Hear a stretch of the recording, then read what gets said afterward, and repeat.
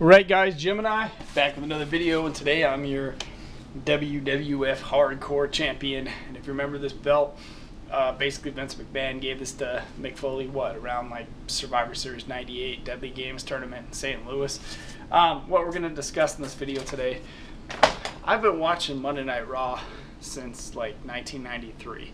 I can remember back at 93 watching Raw and having to stuff pillows under my door and turn the lights out and have the TV like super quiet so my sister wouldn't tell my dad that I was up late watching TV.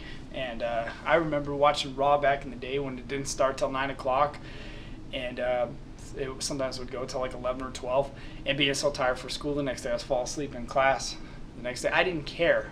But what I really wanted to discuss in this video was probably the worst moment I've seen in the history of Raw. And there's been a lot of bad ones. I mean, don't get me wrong, there's been a lot of shit the last, 5-10 years on Raw where it's just been like, oh my god, this is so bad.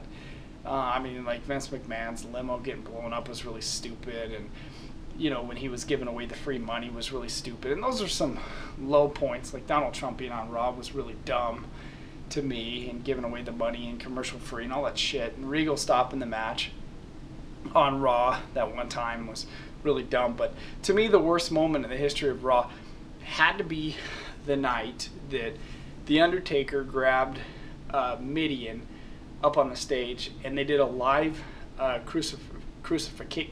What is it? What's the word? Crucifixion? Whatever it is, when crucifixion.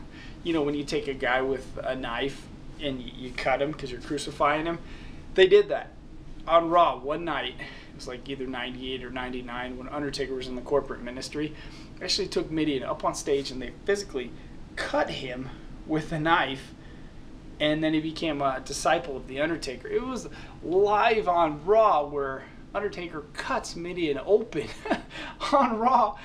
And I'm just like watching this and I'm like, holy crap, what has WWF become? I mean, I grew up on the days where it was a wrestling show and you had guys like Ric Flair and Mr. Perfect wrestling in a retirement match, and Ric Flair and Dusty Rhodes and Ric Flair and Sting, and I mean, Shawn Michaels defending the world title and Bret Hart defending the world title, you know, on Raw.